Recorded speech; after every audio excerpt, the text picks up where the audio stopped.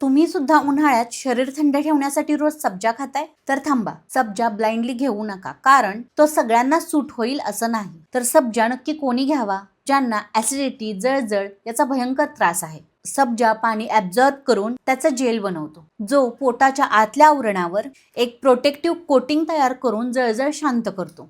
तर दुसरं, ज्यांना बॉडी हीट जास्त आहे आणि ज्यांना कॉन्स्टिपेशन आहे, तर सब्जामधील सॉल्युबल फायबर कॉन्स्टिपेशन दूर करायला आणि शरीर डिहायड्रेट होण्यापासून वाचवायला मदत करतं. तर सब्जा हा कोणी खाऊ नये? पहिलं, 5 वर्षाखालील मुले, कारण त्यांना हे घशात अडकण्याची भीती असते. तर दुसरं, ज्यांचा बीपी नेहमी लो असतो, तर सब्जामुळे त्यांचा बीपी अजून लो होण्याची शक्यता असते. तिसरं, प्रेग्नंट महिलांनी सब्जा टाळणे किंवा डॉक्टरांच्या सल्ल्याने घेणे आवश्यक आहे. तर चौथं, ज्यांना सतत गॅसेस, ब्लोटिंग याचा त्रास आहे, तर यामुळे त्यांचा डिस्कम्फर्ट वाढू शकतो. आणि 5वं, ज्यांना आधीच लूज मोशन चालू आहेत, त्यांची कंडिशन सब्जामुळे अजून खराब होऊ शकते. तर उन्हाळ्यात शरीर थंड ठेवणारी आणि पित्त घालवणारी 3 सिक्रेट सब्जा ड्रिंक्सची रेसिपी तुम्हाला हवी आहे का?